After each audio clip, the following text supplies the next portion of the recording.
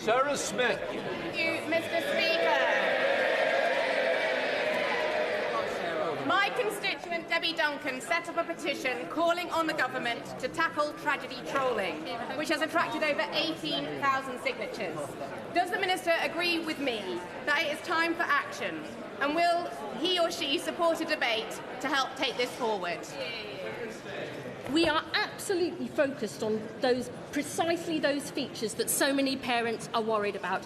Children doom scrolling, the fact that they are on their phones overnight and the impact that that can have on their anxiety, mental health and sleep.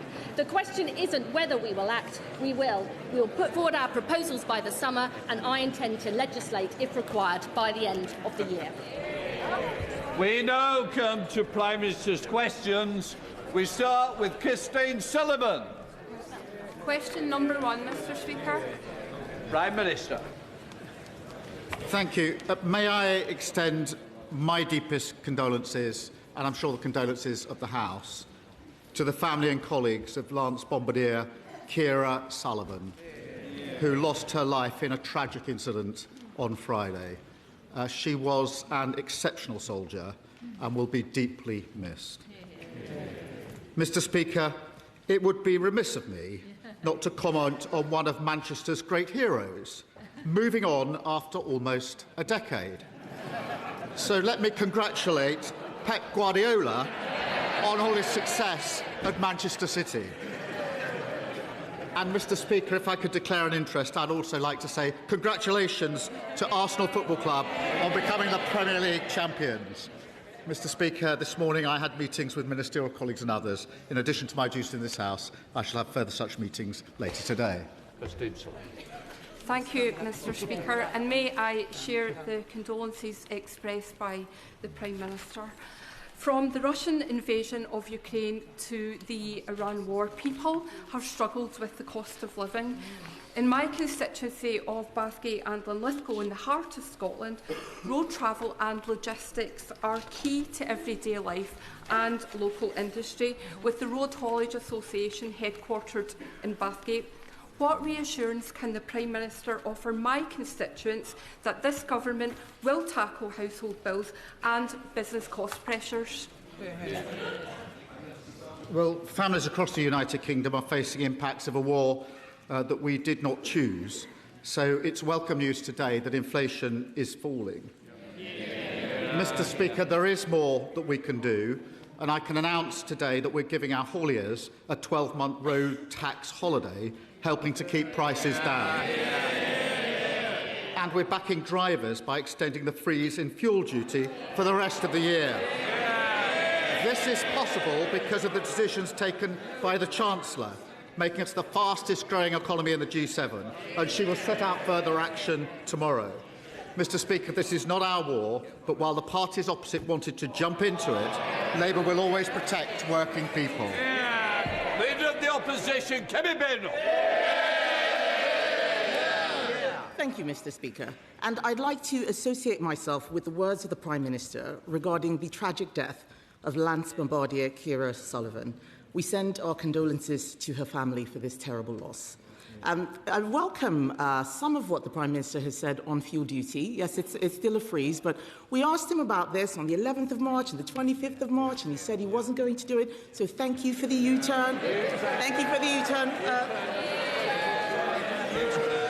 Labour MPs are shaking their heads. It would make more sense if they just did what we were doing, because they get there in the end anyway.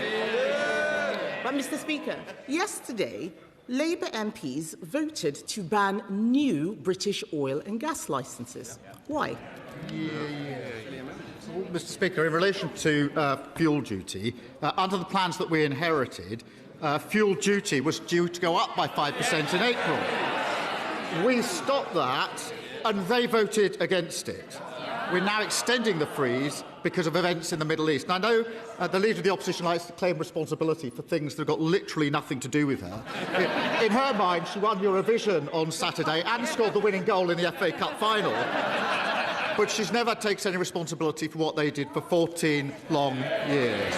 Mr. Speaker, in relation to oil and gas is coming out of the North Sea 24/7. It will play an important role for many years to come. We're supporting existing oil and gas fields throughout their lifespan. We made changes actually in November to allow neighbouring fields to be exploited. But families across the UK are fed up with their bills going up and down because of global conflict. The only way to take control is through renewables. Mr. Speaker, we've now consented renewables to power 23 million households. The Leader of the Opposition wants to stick with the old Tory energy policy, which is leaving households exposed to higher bills year after year. Mr. Speaker, what's causing problems for British consumers is the high energy prices which are caused by his policies. I asked him why they voted for this. He had no answer. So let me make clear what is going on. We are losing 1,000 jobs a month in oil and gas. I asked him about new licences, not about existing drilling. And then, late last night, Mr. Speaker, the government snuck out an announcement that it was removing sanctions on Russian oil. So can the Prime Minister explain why oil from Russia is acceptable, but oil from Aberdeen is not? Well, Mr. Speaker, let me address the sanctions head-on, because we have been united across this House on these issues since the beginning of the conflict. What we announced yesterday was a strong new package of new sanctions, going well beyond existing sanctions. So it's a new package. This includes new bans on maritime services on LNG and new bans on refined oil products from Russia. We also issued 2 targeted short-term licences to phase the new sanctions in and to protect UK consumers. Mr. Speaker, that is standard practice. This government has phased in sanctions in this way before, and the last government used exactly the same technique when they introduced sanctions. And when they did so, Mr. Speaker, we supported them because we could see the sanctions were the right thing to do to bear down on Russia. So these are new sanctions being phased in. This is not a question of lifting existing sanctions in any way whatsoever, and we will continue to work with our allies on further sanction packages. It's a very weak set of cheers from the MPs who are trying to get rid of him, could I just say. Mr. Speaker, he doesn't know what he is talking about. This level of processology is not going to get him out of these difficult answers, OK? Let me tell him what is going on. Labour are giving money to Russia. Reform are taking money from Russia. There's only one party that is standing up to Russia, and that is the Conservative Party. I cannot believe that he's actually saying that he's doing something good on the war in Ukraine. What's he talking about? This morning, Ukraine's sanction chief disagrees with what the Prime Minister's approach is. That's what Ukraine is saying. In March, when the United States eased sanctions on Russia, the Prime Minister said all partners should maintain pressure on Russia and its war chest. The Prime Minister said our sanctions remain, and there is no question about that. What's changed? I really think on an issue of this importance, which is about further sanctions on Russia in relation to Ukraine, it is really important that the position is not misrepresented. Exactly. This is a new package of sanctions. None of the existing sanctions are being lifted in any way. So this is not less pressure on Russia, it is more pressure on Russia. More pressure than there was the day before yesterday, more pressure than there was under the last government. What is happening is that those sanctions are being phased in a way which was used by the last government when they introduced new sanctions. We bothered to do the processology and work out what we were doing and supported it because we could see that it put more pressure on Russia. Similar methods are used by other countries. They are done because of the impact on the market and to protect UK consumers. These are new sanctions putting more pressure on Russia, and I think if she'd done her homework, she'd actually support us on this. Mr. Speaker, being patronising is not a substitute for understanding policy. And I've heard this term. I've heard this tone before. This is the same tone he used during the Mandelson scandal, and they were all cheering, and then it turned out that he was wrong, wrong, wrong. He says that other countries are doing this. The EU is not doing this. Let me make it clear. I know it hurts him to hear it. He is now choosing to buy dirty Russian oil. That money will be used to fund the killing of Ukrainian soldiers. Isn't he ashamed? I really think that to misunderstand and misrepresent what is happening, this is a very serious issue where we're working with others. These are new bans. They're new sanctions. They're new bans on maritime services on LNG as of yesterday. They're new bans on refined oil products from Russia as of yesterday. They are being phased in the same way that previous sanctions regimes have been phased in, exactly in the way the last government did and we have done. Other countries do exactly the same. The EU has its own way of doing it. Australia and Canada have their own way of doing it. And to play party politics on Ukraine, where we have stood firm, and the only people that benefit when we play party politics in here on Russia and Ukraine is Putin. Mr. Speaker, that pompous tone does not cover for the fact that he has got his policy all wrong. I have asked him about oil and gas again and again and again. The last time he told me that it was the Energy Secretary's job and it had nothing to do with him. That's what's destroying this country. It's not playing politics. It's speaking up for the people who are out there. The fact is, more people are buying Russian oil because British oil isn't being drilled. He's sanctioning British oil, but not Russian oil. And he should be ashamed, Mr. Speaker. He should be ashamed. I cannot believe that this Prime Minister, even when he has nothing to lose, continues to defend banning new British oil and gas licences. In April, Britain saw the single biggest drop in employment ever since the pandemic. That's under them. 210,000 people have lost their jobs in the last year. What he is doing is going to cost thousands more people their jobs, especially in cities like Aberdeen, which rely on oil and gas. So can he tell us, why is he doing everything to save his job and doing nothing to save other people's jobs?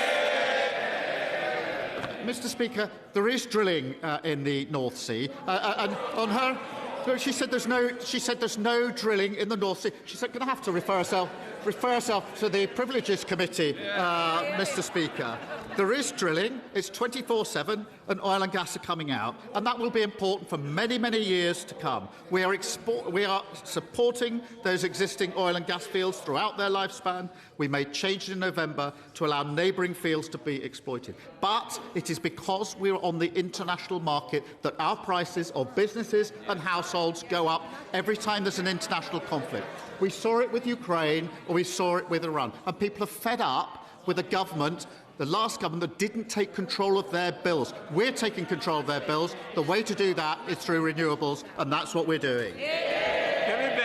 Mr. Speaker, it gets worse and worse. He doesn't understand the policy. I am asking him about new oil and gas licences, which they voted against yesterday. If they had approved those licences for Jackdaw and Rosebank like we did, we would have that oil in this country now.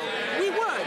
And just listen to him, and I wonder if he is okay. He is so deep in the bunker, Mr. Speaker. He's importing sanctioned Russian oil. He's nationalising steel. He's imposing price controls in the supermarket. It's like the Soviets won. This country needs a government that has got its act together, Mr. Speaker. Instead, what we have is a Prime Minister hanging by a thread, fake support from his backbenchers, too scared to take difficult decisions, losing his moral compass by backsliding on Ukraine. Yes, he is. Mr. Speaker, look, the shakes of their head are so feeble. It's so feeble. He has got... They can... It's absolutely laughable, Mr. Speaker. It's absolutely laughable. Yesterday, we saw them huddled in the corridors talking about Andy Burnham and West Streeting. The fact is, he's got a cabinet fighting to replace him, and the worst part is, they aren't getting rid of him over his terrible agenda. No, they actually like it. They just want a better salesman. So isn't it the case, Mr. Speaker, that it doesn't matter who replaces him, the real problem is the Labour Party? Mr. Speaker.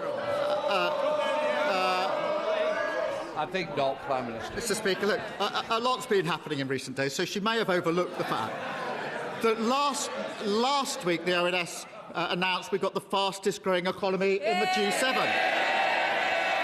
Last week we had the biggest fall in NHS waiting lists for 17 years. Today inflation's come down more than expected. And Mr. Speaker, if you'd offered me that and Arsenal becoming Premier League champions, I'd take it every day of the week. Thank you, Mr. Speaker. This year marks the 20th anniversary of the Royal Regiment of Scotland. 20 years of duty, courage, and for 23 of its soldiers, the ultimate sacrifice in service to our country. Across Scotland, more than 20 councils have already recognised their service by granting the regiment the freedom of their area, reflecting Scotland's long and proud tradition of respecting our armed forces. Earlier this month, however, Glasgow SNP and Green councillors rejected Labour's motion to grant the Royal Regiment freedom of the city. It is a shameful snub to our servicemen and women, and a decision that has left many Glaswegians feeling ashamed and embarrassed. Does the Prime Minister agree that this is an insult to those who serve, and will he join me in urging Glasgow City Council to reconsider? Can I join my honourable friend in paying tribute to the bravery and sacrifice of the Royal Regiment of Scotland? I've had the privilege of meeting Scots serving in our armed forces across the world. They deserve our deepest gratitude. I cannot understand how the SNP and Greens have arrived at this decision, particularly when Glaswegians have contributed so much to the Royal Regiment. It's not too late to do the right thing, and I'd urge them to reconsider. Leader of the Liberal Democrats, Sir Ed Davey. Thank you, Mr. Speaker. Can I join the Prime Minister in sending our condolences to the family of Lance Bombardier Ciara Sullivan, that tragic accident, and to all her colleagues. And I hope the Prime Minister will also join me in sending condolences to the family of Scott Hastings, the former Scottish and Lions rugby player who sadly passed away at the weekend. Mr. Speaker, in 2025, Donald Trump and Elon Musk abolished America's international aid programme. At the same time, the government made huge cuts in the UK's own programme. We now see a dangerous outbreak of Ebola in Central Africa, and many people fear it's going to spread and get much worse. Yet there are rumours across Whitehall that the Prime Minister is planning further cuts to Britain's international aid programme this year. Will he today rule that out entirely? Mr. Speaker, he raised a very important issue in relation to Ebola and Africa, and obviously we're working at pace and with others in relation to that issue. We did take a decision in relation to aid in order to fund defence spending because we needed to increase defence spending, but we are committed to our overseas aid, and we mitigated that with some of the measures that we've put in place. Mr. Speaker, I'm not sure if the Prime Minister completely ruled out further cuts to the international aid programme. And with defence chiefs this week writing to the Times saying cutting aid for defence is a mistake, I hope he and his ministers will rule that out today. And if he doesn't, I hope Labour Party members will ask all the Labour leadership candidates their position on the future of Britain's aid programme. Mr. Speaker, in the past few days, two of those Labour leadership candidates, the Right Honourable Gentleman, the member for Ilford North, and the Mayor of Manchester, have ruled out any support for Britain joining the UK customs union with the EU, despite the fact that it would boost growth and help us cut the cost of living. Is the Prime Minister relieved that he has finally something that he can agree with his colleagues on? Mr. Speaker, in the last 2 years I've been negotiating serious trade deals which are vital for our most important sectors of the economy. They're trade deals with the EU, but also with India, North Korea and the United States. And I remind him of the value of those deals. Before the deal with the United States, I went to JLR in Solihull and I talked to the workforce there. They were worried sick about their jobs and the jobs of their communities. When we agreed terms, I went back to JLR because of the deal we got with the EU, because their jobs, thousands of jobs, were safeguarded. His approach would throw all that away. He would have to go and see those workforces and tell them their jobs are gone. I'm not going to do that. What happened?